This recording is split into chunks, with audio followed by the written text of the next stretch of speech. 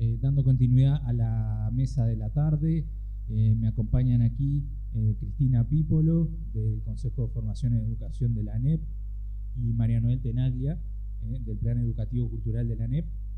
Y Cristina va a arrancar esta sesión con una ponencia que se denomina Arcaísmos de uso en voces del Uruguay.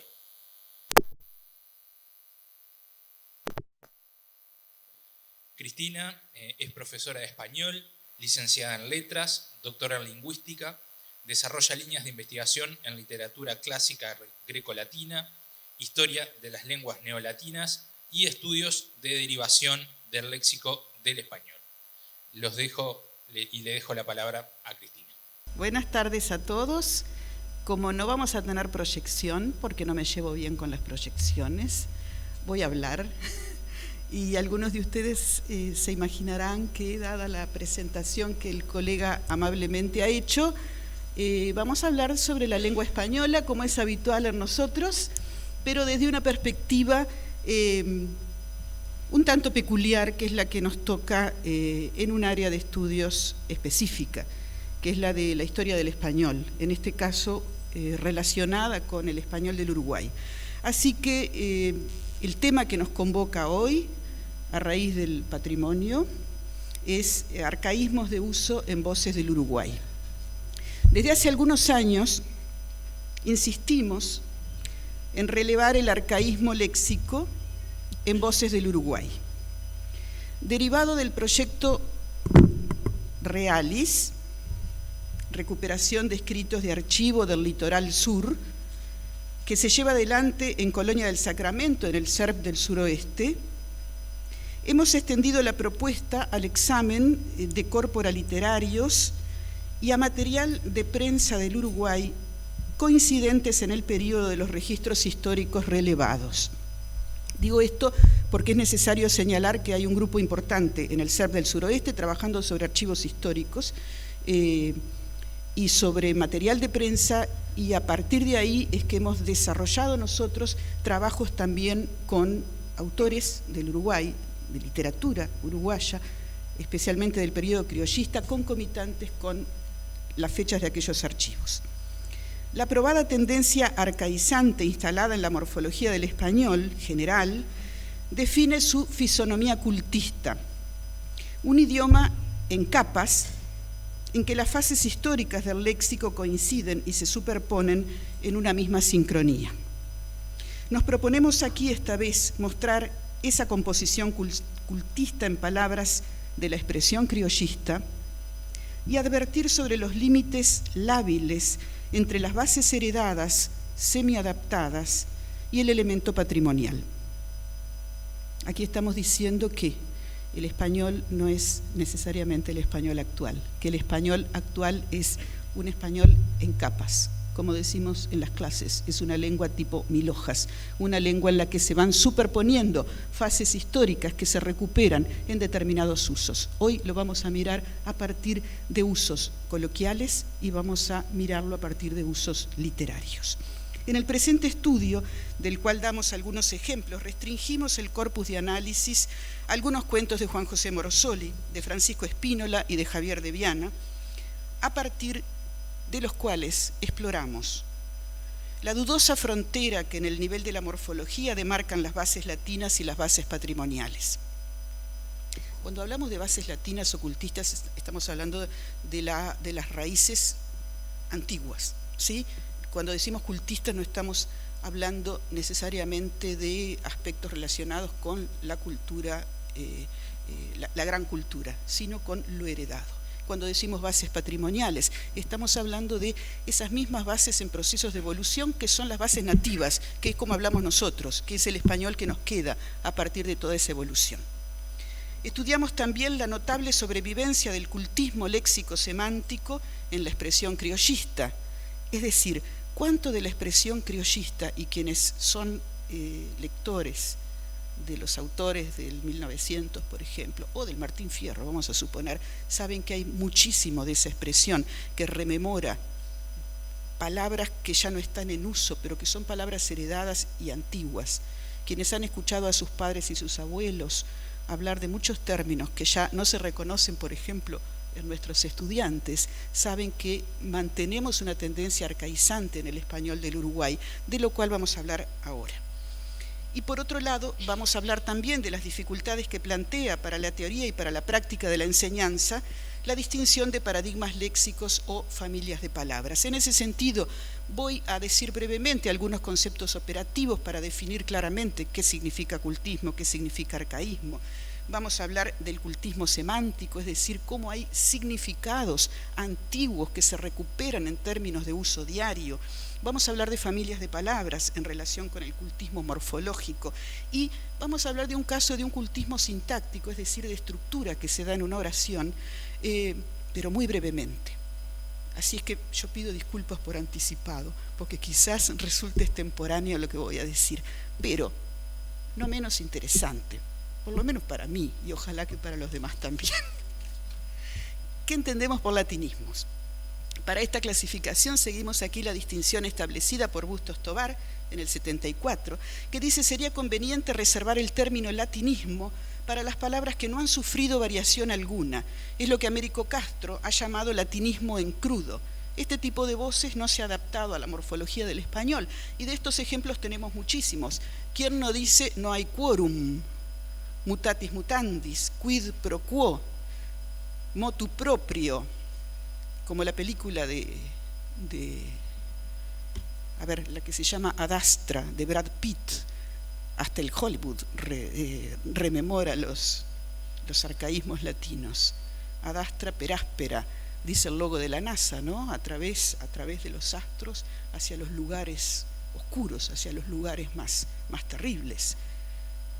Y no voy a dejar de recordar la inscripción en el dólar de uno, ¿no? No sé si alguien tiene $1, pero allí aparecen dos términos, yo no tengo, pero bueno, allí aparecen dos términos interesantes, dos frases que recupera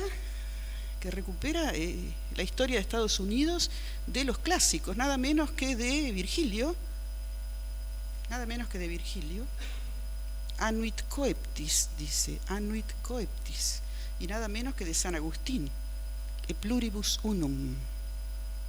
No voy a decir qué quiere decir ahora, en todo caso lo decimos al final, pero hay que pensar por qué Estados Unidos recupera nada menos que a San Agustín, uno de los grandes padres de la Iglesia, y nada menos que a Virgilio, uno de los grandes poetas, si no el más grande de la latinidad. No es menor lo que aparece inscripto en su escudo, además. ¿Qué son los arcaísmos, por otro lado, que es de lo que vamos a hablar?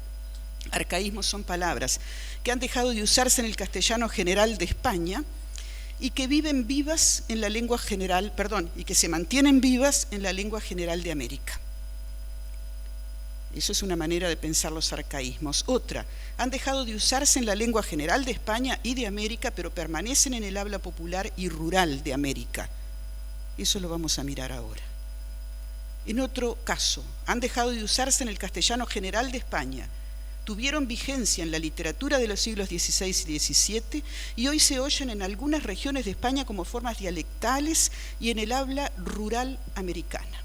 Esto lo tomo de Isaías Lerner, que estudió los arcaísmos léxicos del español de América y está publicado por Ínsula en Madrid.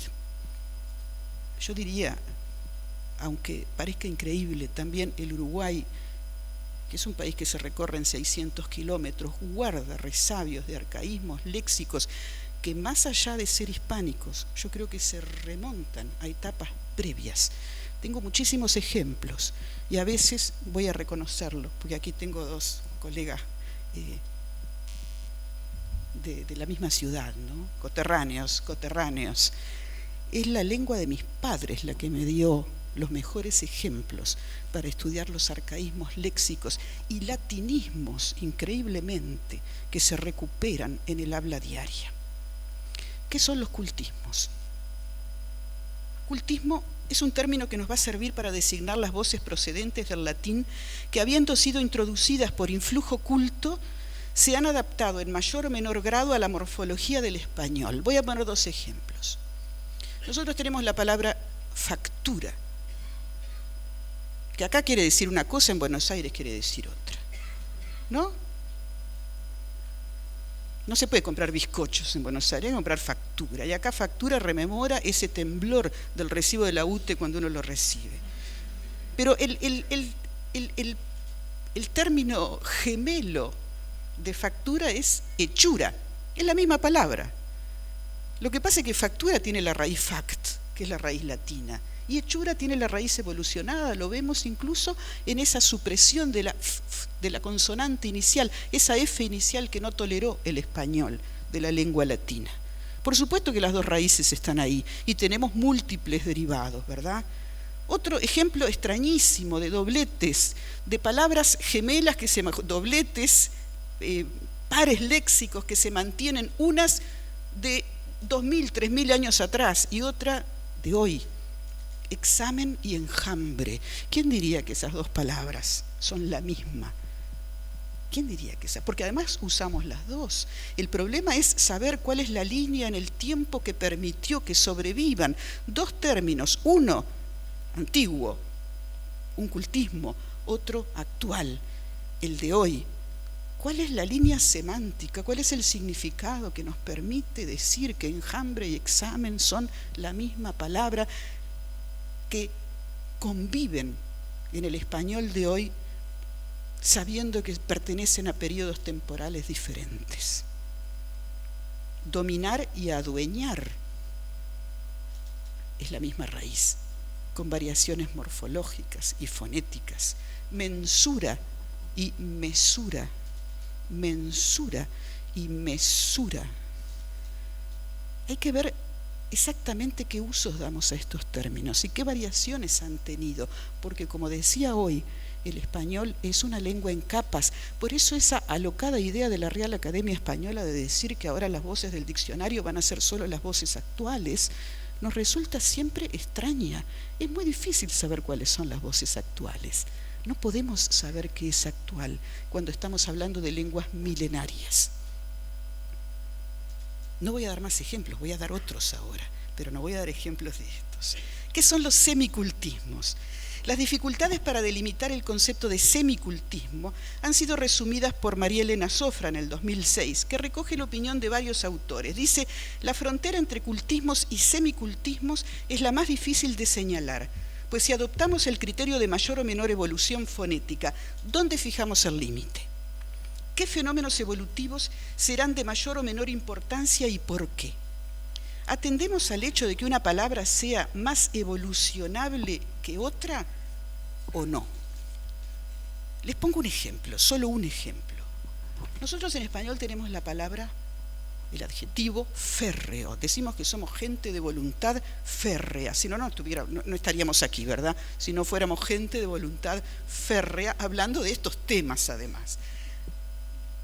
Esto viene del latín ferrum. Nosotros conocemos términos como ferrocarril, ferruginoso, pero también tenemos la palabra fierro, que no es lo mismo ferru o férreo con e que fierro con el diptongo y e, lo cual eso marca ya una evolución que es propia del español.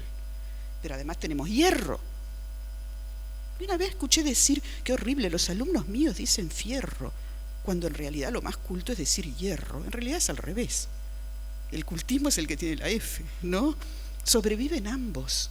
Hierro evidentemente tiene todas las marcas de la evolución, así que estamos ahí frente a un término patrimonial. Evitó la F inicial, tiene un diptongo, se acabaron las terminaciones latinas, esas que todas terminan en y en us, ¿sí? Entonces ese es un término patrimonial. Y férreo es un término culto, porque es antiguo. Pero ¿qué es fierro? Y las dos cosas a la vez. A eso le llamamos semicultismos. En realidad el español es una lengua preñada de cultismos y semicultismos. Eso es una cosa que tenemos que entender. No podríamos hablar del léxico del español si nosotros no entendemos estas variaciones. ¿Cómo vamos a hacer para enseñarle a un chiquilín que nocturno es un derivado de noche? No lo convencemos, salvo porque conocemos la palabra, lógico. Pero ¿por qué noche no dice nochurno? Y tiene que decir, un chiquilín me dijo un día, pero decimos trasnochar, profe. Claro, ahí está noche. ¿Sí? ¿Por qué? ¿Por qué año no es añal, es anual? ¿Y por qué las hojas que se mantienen a través de los años son perennes? Ahí está el año también, per annus, a través de los años. Están ocultas las raíces. Hay secretas solidaridades entre las palabras que nosotros tenemos que descubrir. Claro, en las clases yo siempre digo, por eso tenemos que aprender latín. A usted no le voy a decir eso porque ya no los puedo convencer.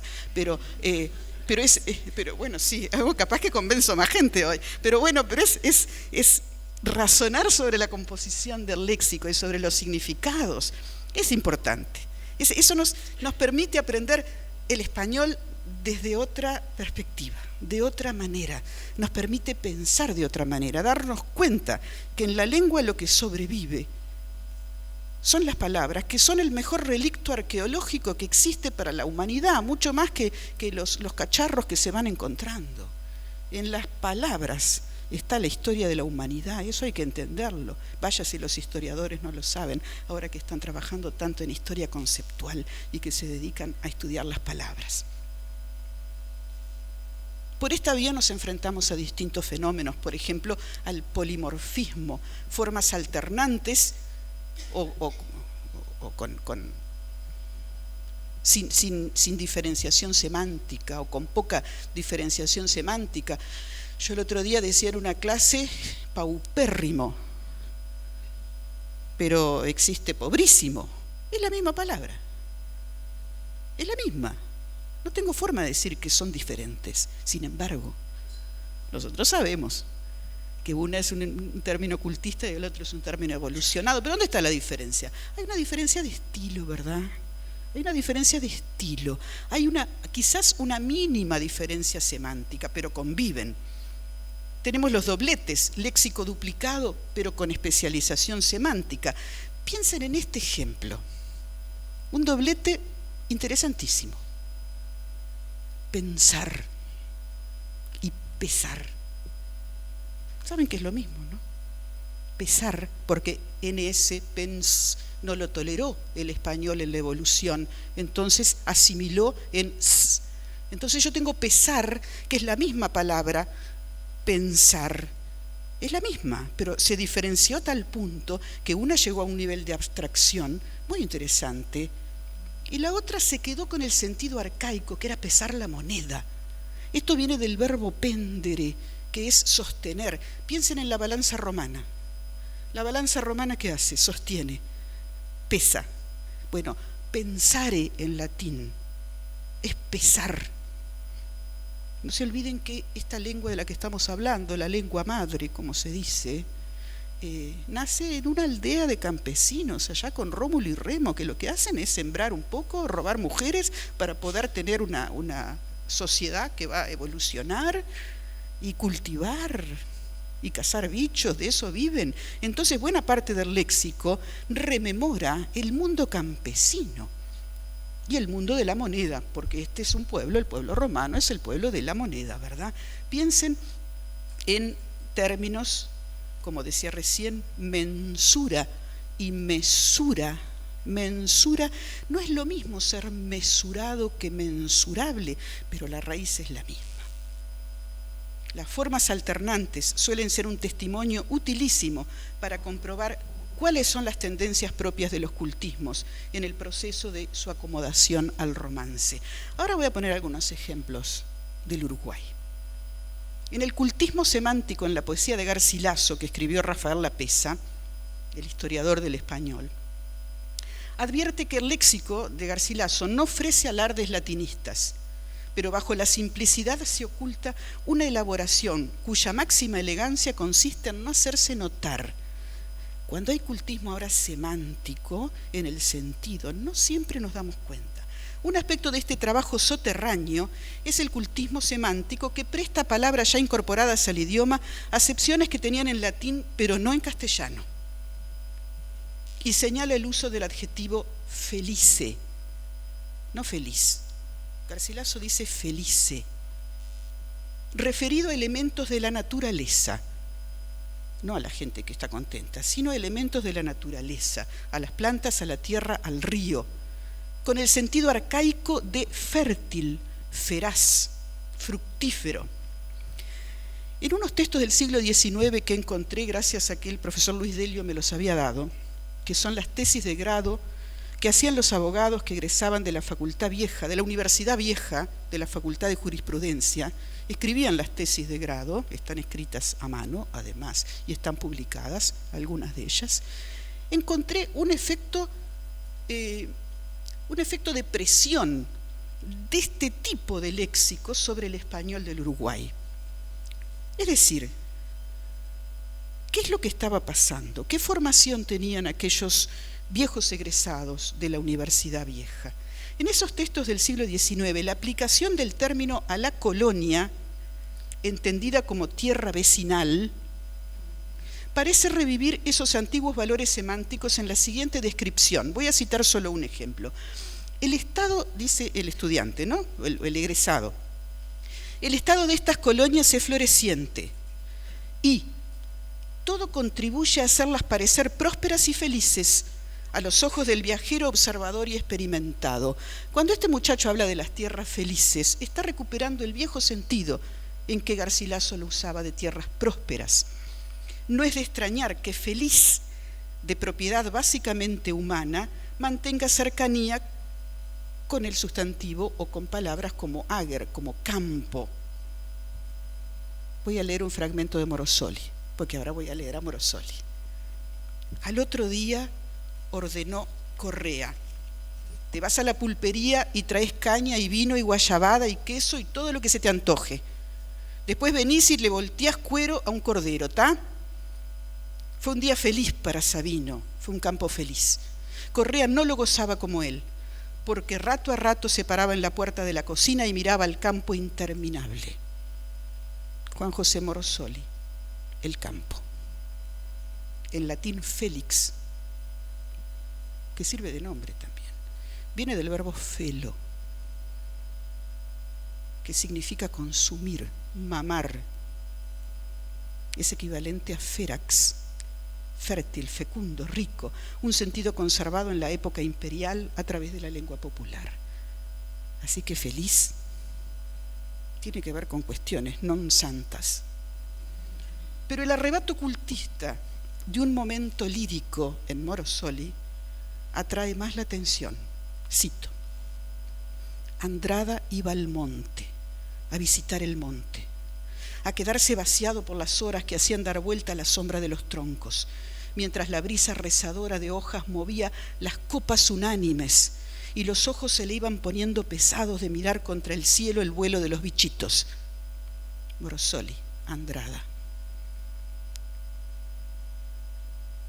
La brisa rozadora de hojas movía las copas unánimes. Si yo les pregunto a ustedes qué quiere decir unánime, ¿qué me contestan? Ana, ¿qué es unánime? Todos juntos, todos juntos. Pero ¿y por qué las copas unánimes?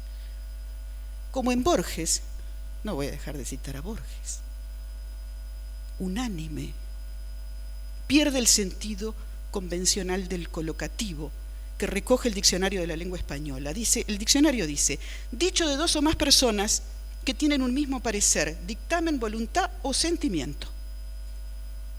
Pero Borges restituye, y Morosoli restituye, los valores de la composición de la palabra. A ver, cuando digo Borges estoy citando Las ruinas circulares. ¿Cómo empieza aquel maravilloso cuento?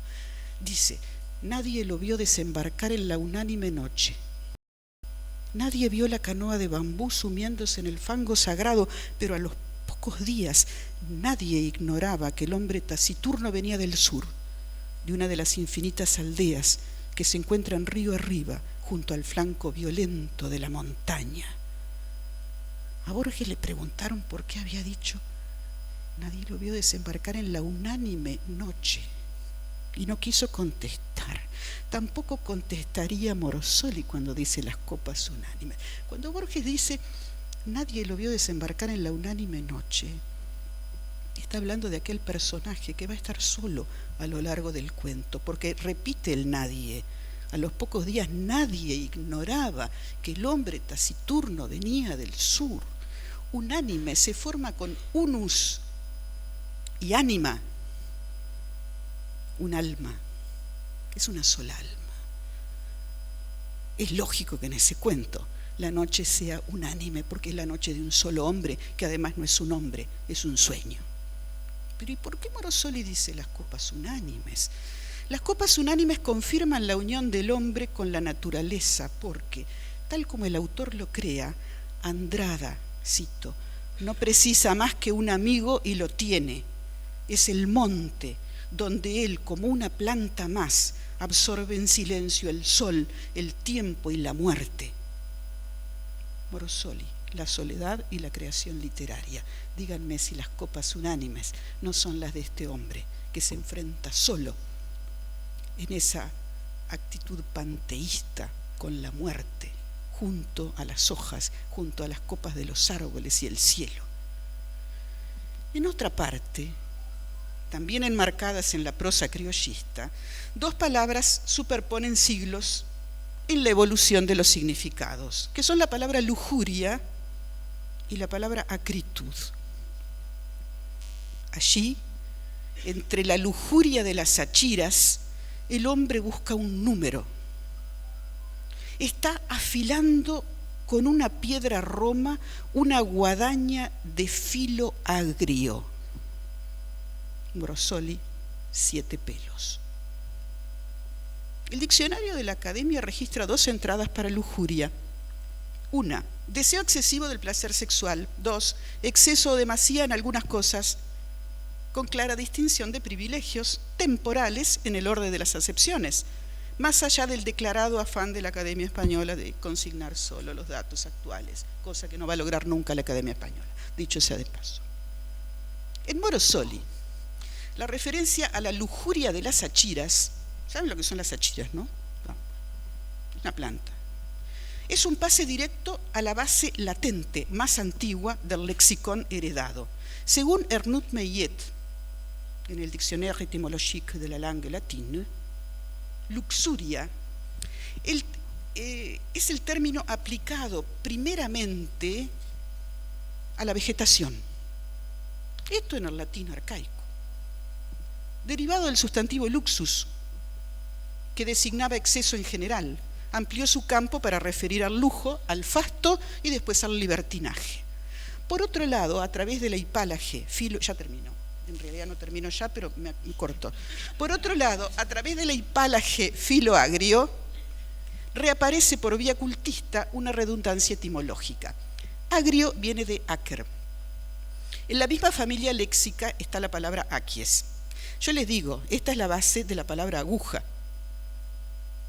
Agrio y aguja están en la misma familia. Acúcula, de aquies. Como designación concreta es la parte aguda de un hierro o de otro objeto con el cual se corta o se pincha. Por extensión puede nombrar a la espada. En forma figurada, el resplandor, el fulgor de los astros, también el brillo de los ojos, el poder de la mirada y hasta el mismo rostro. En fin, penetración, vitalidad, agudeza de los ojos y de la inteligencia. Acérrimo en español. El español dice acérrimo, también viene de ahí. En Morosoli reaparece el filo agrio, en sentido concreto, pero el más antiguo, un filo filoso, que juega con la sensación de acritud en el protagonista, otro cultismo semántico que da origen a una figura compleja y que enriquece el plano poético. Es evidente que el rastreo del cultismo semántico es por demás dificultoso, cuando no hipotético. Supone revisión de autores, diccionarios históricos, de recuerdo de relatos clásicos y comprensión de usos marginales. El léxico de los pescadores del río Uruguay, digo esto porque yo anduve por la Concordia y estuve conversando con unos pescadores y me mostraban lo que tenían. Dice, el léxico de los pescadores mantiene un término que es el término artes. Me dijeron, acá estas son las artes, y me explicaron, porque se dieron cuenta de que yo iba a pensar otra cosa. Es decir, que el conocimiento de la lengua y el reconocimiento de que las palabras tienen más de un sentido no requiere de especialistas. Todos sabemos el español, todos sabemos objetivar la lengua y sacar conclusiones. Los pescadores me dijeron, bueno, pero las artes son esto, me dijeron, y me mostraron un montón de cuerdas.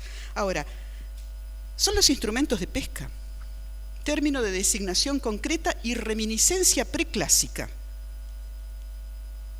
Argé en griego, es decir, el arte en latín no necesariamente son las artes plásticas, las artes y humanidades, como dice ahí, son los objetos, es la técnica, es la artesanía. Ni expresión, ni habilidad, ni el oficio de los gramáticos, a que llamaban a sus gramáticas artes gramaticales, opuesto a naturaleza y a ingenio. Como en el más lejano tiempo de la aldea romana, las artes son, por vía metonímica, los enseres del artesano, no del artista, pero también la base de piezas del vocabulario bien alejadas de sus valores primigenios en virtud de la prefijación. Voy a decir dos palabras irreconocibles. Cuando yo digo inerte y cuando digo alerta, ahí está el arte. In más ars, ad más ars, inerte y alerta son palabras prefijadas con la base del arte, lo cual nos demuestra que el sentido del arte, ese que hace la profesora Gómez, es un sentido derivado, porque primero está el otro. Primero están las artes de los pescadores del río Uruguay. Yo tengo muchas más cosas para decir, pero aquí me dicen que me calle, como suele suceder. Así que les dejo para la segunda sesión. Voy a seguir el tema. Muchas gracias.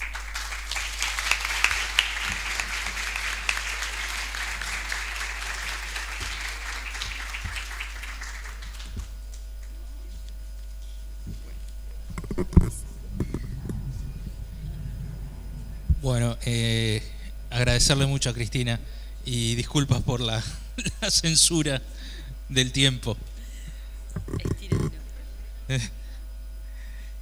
Bueno, dando continuidad, ahora viene María Noel Tenaglia con la exposición denominada El patrimonio literario, una frontera por explorar.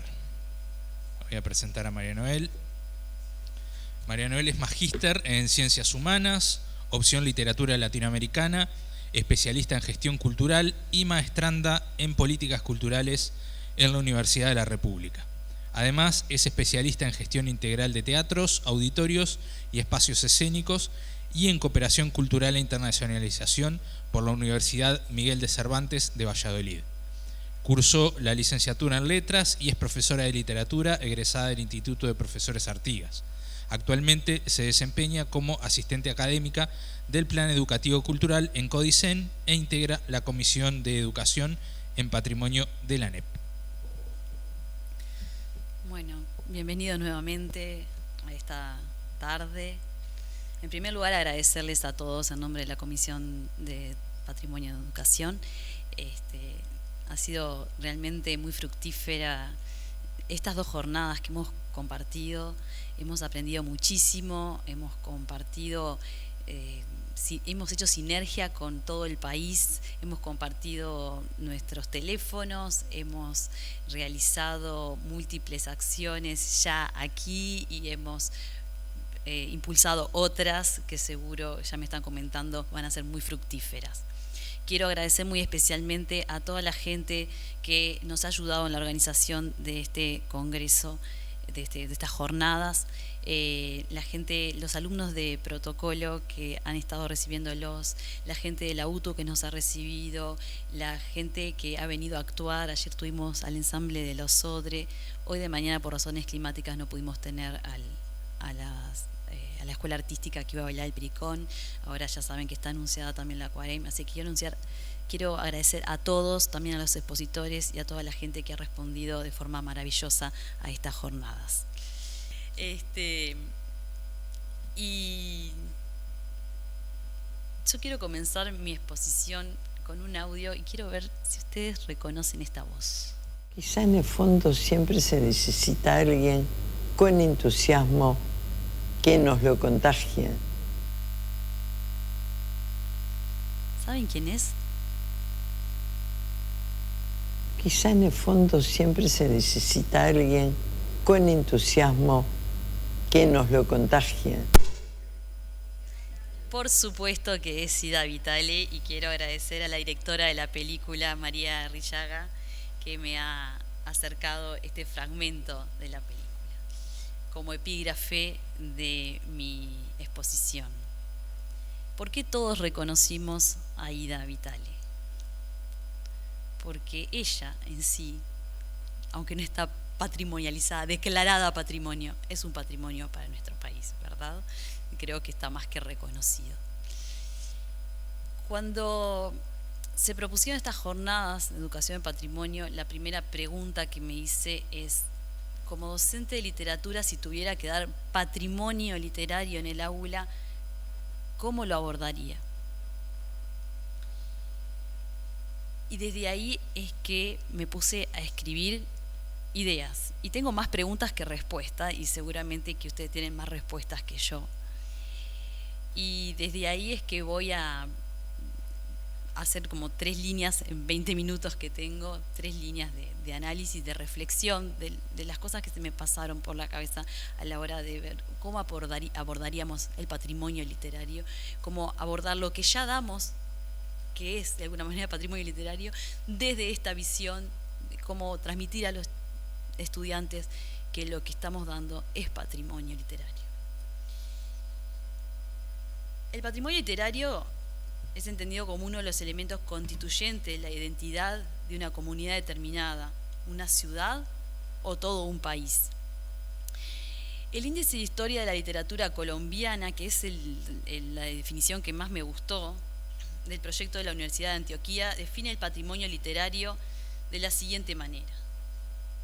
Se entiende por patrimonio literario la creación literaria, la crítica y la investigación, las traducciones de escritores, el legado etnoliterario y la tradición oral, como también las producciones relacionadas con el tema, divulgadas en formatos diferentes al impreso. Por sector literario, los actores del campo literario, autores, lectores, docentes, investigadores, editores y gestores que hacen la vida literaria de un país y promueven su circulación en las diversas esferas y espacios de recepción en los que se producen las diversas formas del intercambio del signo literario, las entidades que de una u otra manera se relacionan con el desarrollo del sector, las bibliotecas, la academia, las editoriales, las instituciones culturales, los concursos literarios y talleres de escritores, los medios de divulgación de la literatura y de la crítica, especializados o abiertos al público en general, entre otros. Abordar entonces la educación en patrimonio literario implica tener en cuenta múltiples factores, pedagógicos, didácticos, pero también sociales, históricos y también relativos a la gestión cultural. Y esto sucede porque la herencia cultural literaria patrimonial no solo comprende la obra del autor, sino todos los elementos que directa o indirectamente influyeron en su creación artística y en su vida.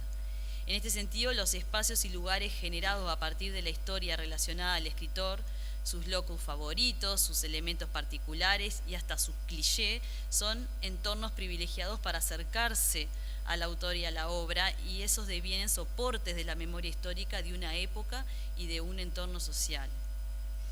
El especial abordaje que se realiza en Uruguay respecto a otros países, que me ha pasado de ir a otros congresos y no sé si alguien aquí me puede corregir, pero no he encontrado otro país donde se dé, como en Uruguay, la literatura separada del idioma español, en la que se enseña el análisis e interpretación del discurso con sus elementos retóricos, etc. Es un valioso tesoro que resguarda la educación en patrimonio literario. No en vano, la UNESCO ha declarado a Montevideo como ciudad creativa literaria en 2015, única en el mundo hasta el momento. Uruguay es el país de la región donde más se lee y que cuenta con mayor producción de libros por habitante en América Latina. Existe en el país un público lector variado, multisegmentado y educado, sostiene un informe de noviembre de 2019 elaborado por Uruguay 21 sobre el sector editorial. Con 6.5 títulos per cápita, Uruguay encabeza el ranking latinoamericano de cantidad de libros editados, según los registros de ISBN, publica el diario El País en febrero de 2020. Sin embargo, todavía hay muchas fronteras por explorar. En este sentido, en la frontera del patrimonio literario se conjugan elementos tangibles e intangibles. Si bien la escritura, el pensamiento del autor, las emociones transmitidas y demás elementos expresados forman parte del universo intangible, el legado de los autores en los manuscritos, artículos, elementos relacionados a su escritura, lugares donde habitaron, o su propia biblioteca, en la que se conserva una de las principales fuentes de inspiración, forman parte del patrimonio literario tangible. En las aulas de literatura se aborda el aspecto intangible, mientras que corresponde a la disciplina de la gestión cultural complementar esa educación en patrimonio a través de los itinerarios literarios, por ejemplo. Y aquí hay otra frontera por explorar. En tanto pertenezco a ambas disciplinas, creo que es sumamente enriquecedor integrar a las clases de literatura, que ya sabemos que lo hacemos de muchas maneras, ciertas experiencias en las que se tome a los estudiantes como público cultural, gestionando este público joven con herramientas adecuadas para que su experiencia inmersiva en el mundo literario sea conmovedora. Y así se trabaje con ellos para un aprendizaje profundo y significativo en un entorno disfrutable, potenciando las herramientas didácticas a través de las emociones generadas en el entorno sensorial. Ahora que está de moda eso de las experiencias inmersivas en 3D, vieron que siempre aparece algo nuevo que en realidad le pone título a algo viejo. Así como se lleva a un grupo al teatro para acercar al estudiante a la experiencia estética del texto espectacular y explicar la diferencia entre este y el texto dramático, todavía hay mucho por explorar en las prácticas de visitar archivos, bibliotecas, lugares de patrimonio literario, así como hay mucho para hacer en la gestión de estos lugares y de compartir nuestras experiencias didácticas con la gente que gestiona los lugares de archivo para poder generar experiencias más fructíferas para el alumno, para el estudiante. En primer lugar, y como dije anteriormente, el aula en sí es un espacio de salvaguarda del patrimonio literario. Y si me centro en el patrimonio literario uruguayo, que es lo que nos convoca,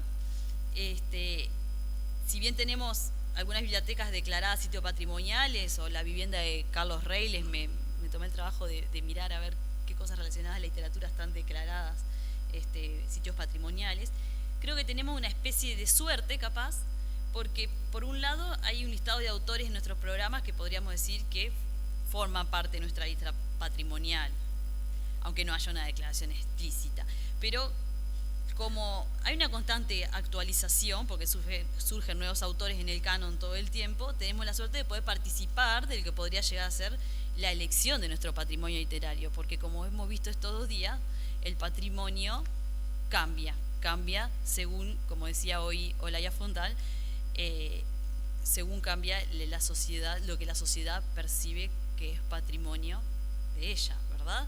Y hay que humanizar, como decía Olaya Fontal, el concepto de patrimonio, que es bastante rígido y hay que actualizarlo, y el centro, como decía ella, es la sensibilización, y hacia eso apuntamos los docentes, hacia la sensibilización, hacia el patrimonio, ¿verdad?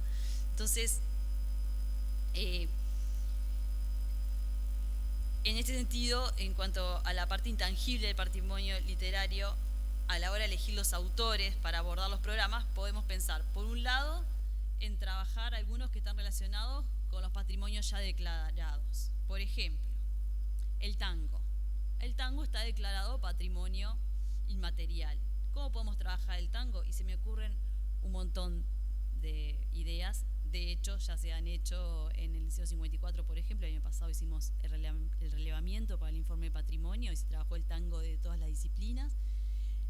Idea Vilariño tiene un par de poemas llamados Tango. Tenemos, por supuesto, las letras de tango para trabajar en el aula.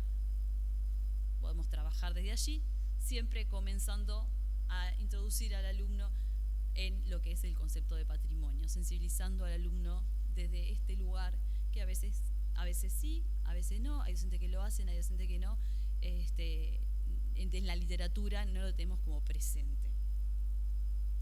Por otro lado, en las selecciones de texto que acompañan la creación de la identidad, si bien está el texto obligatorio argentino del gaucho Martín Fierro, que hasta ahora no he descubierto por qué no damos los 3 gauchos orientales de Lucich, para acompañar esta temática podemos acercarnos con los estudiantes a los textos de Bartolomé Hidalgo, aprovechar para invitar a algún payador, que también está en proceso de patrimonialización, la payada, y de paso dejar bien claro la diferencia entre lo que es literatura gaucha y literatura gauchesca, que es otra de las luchas que tenemos en tercer año, ¿verdad? Se me ocurren, a ustedes también seguro se le ocurren miles de aproximaciones al patrimonio. A mí me hubiese gustado, ya que Pipolo comentó que somos de Soriano, me hubiese gustado leer, por ejemplo, el Tabaré de Zorrilla de San Martín en la península de Dolores, sentada con mi clase al lado del indio, que está allí, la estatua del indio, a orilla del San Salvador con la profesora, y que la profesora me comentara qué simbolismo tenía ese indio que veía allí en la estatua todos los días cuando pasaba por la península, que no lo supe hasta que no leí el Tabaré, y por qué estaba ahí, a orillas del San Salvador. En todo esto que he nombrado hay una fuerte vinculación entre literatura y música también. Así que por ese lado podemos pensar coordinaciones, miles, entre ambas materias, que hay muchísimas acciones por hacer. Como dije recién, lo importante y novedoso sería poder trabajar el concepto de patrimonio con los estudiantes e introducir el concepto de patrimonio literario a la hora de abordar estos textos. Creo que también nos ayudaría a nosotros como docentes de literatura a responderles a los estudiantes ¿para qué sirve la literatura, profe? Y en segundo lugar, nuestras propias instituciones educativas son guardianas de patrimonio literario. Y en este sentido debemos aprender a gestionar los archivos buscando apoyo en los técnicos especialistas. Pongo un ejemplo. En el Liceo Miranda se encuentran los archivos de la época estudiante de Mario Benedetti. En el 2021 yo trabajé allí y coordiné con el permiso de dirección el asesoramiento de una especialista de Biblioteca Nacional para que nos indicara el adecuado mantenimiento y la exposición de estos documentos. Así como están esos documentos allí, seguro que hay otras bibliotecas que tienen, o otros liceos, o otras escuelas que tienen documentos, archivos de nuestros escritores que tenemos que salvaguardar y que no lo hemos hecho porque no sabemos cómo hacerlo. Entonces también ahí crear sinergia con los lugares especializados para poder salvaguardar nuestra memoria literaria y los archivos que tienen que ver con nuestros escritores.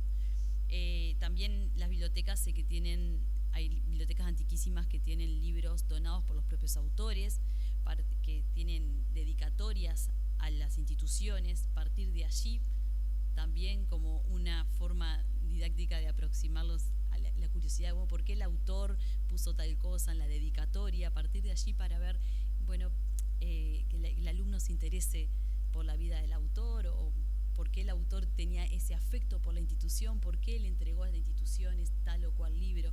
Eso en el Liceo Miranda pasa mucho porque es una biblioteca centenaria y porque los profesores de allí además eran legisladores que se iban del Liceo Miranda al Palacio Legislativo y regalaban muchos libros y los dedicaban en aquella época. Bien, en segundo lugar eso, gestionar nuestros propios archivos literarios de la ANEP. En tercer lugar, están todos los espacios por explorar relacionados a los textos que elegimos para nuestros programas. Tanto los espacios físicos que habitaron los escritores como los espacios literarios, los espacios que crearon nuestros escritores, ¿no? Y en este sentido hay un mundo por gestionar, por ejemplo, los más conocidos, como te digo, la Biblioteca Nacional, la Fundación Mario Benedetti, pero a lo largo y ancho del país hay espacios de nuestros escritores y está bueno que empecemos a usar esos espacios como motivación para acercar a los alumnos a través de las emociones y complementar nuestras transposiciones didácticas de los textos en el aula. Me parece que es una forma y también una forma de acercarnos a la gente que gestiona esos archivos y poder también transmitir nuestros saberes de cómo gestionar la educación en el patrimonio, porque ellos muchas veces no tienen las herramientas didácticas para hacerlo, tienen todos estos archivos literarios, pero no tienen las herramientas didácticas para hacerlo, que nosotros sí la tenemos. Entonces, esa es la idea también de esta jornada, acercar también los museos, los espacios como las bibliotecas, a los docentes y ver cómo podemos generar sinergia entre ambos y hacer gestiones en conjunto. Todo eso corresponde a la gestión cultural. En octubre de 2020, por ejemplo, se presentó un mapa literario de Montevideo en el marco de la Declaración de Montevideo Ciudad Creativa Literaria. La memoria anual de 2022 del Instituto Nacional de Letras registra 57 actividades en el interior y 26 en Montevideo. Las ferias del libro se siguen propagando por el país con mucho éxito, que es otra de las actividades que tienen que ver con la salvaguarda de nuestro patrimonio literario.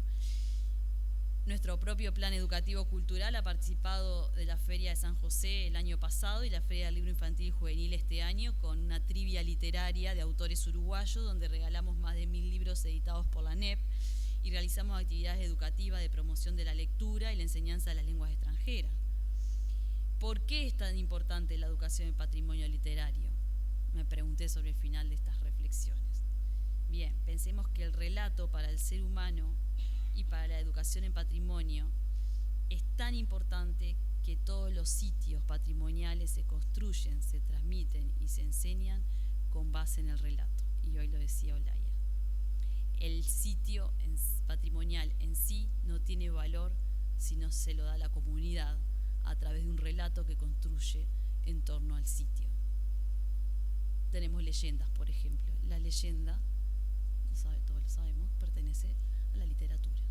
Literatura oral, que después se puede transformar en literatura escrita, pero también podemos trabajar con las leyendas en nuestras aulas.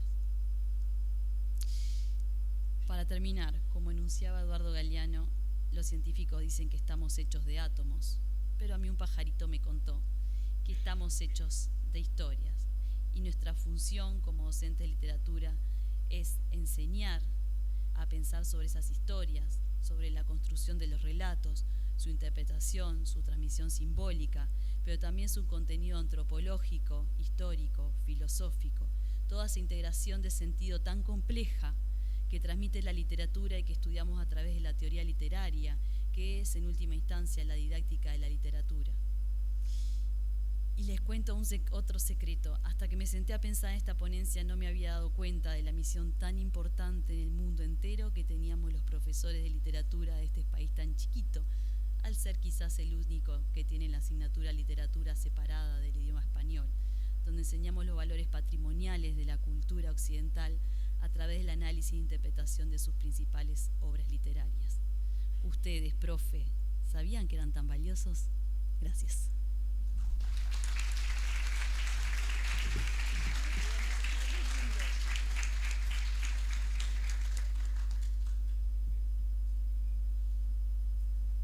Bueno, agradecerle a María Noel, agradecerle a Cristina nuevamente y abrimos un espacio cortito como para algunas preguntas o algunos comentarios.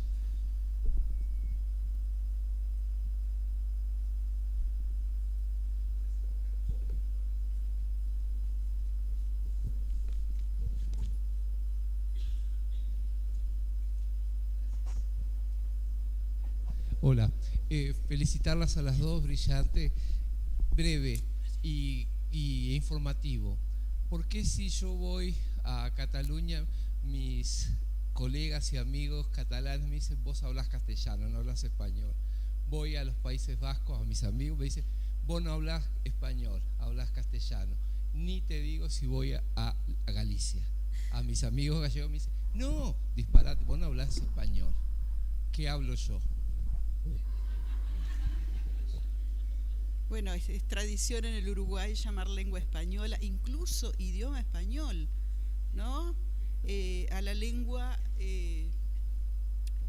no me animo a decir nativa ni materna, porque todo siempre está en discusión.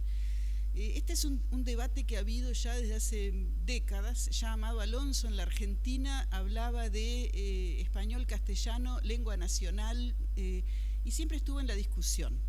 Castellano es un término que, como ustedes saben, deriva de Castilla, Castilla deriva de castillos y remonta a la historia de la lengua española, en que la invasión árabe se repelía con los castella, con los castillos en el norte de la península. Fue uno de los dialectos iniciales, uno de los más jóvenes de formación en la península ibérica después de la romanización. Ahora bien, castellano es una de las lenguas de España. Español es un término político, es un término que unifica una nación. Es así. No es imposible llamar a la lengua de las dos maneras. También se podría llamar lengua ibérica. Los argentinos quieren llamar el idioma de los argentinos al español.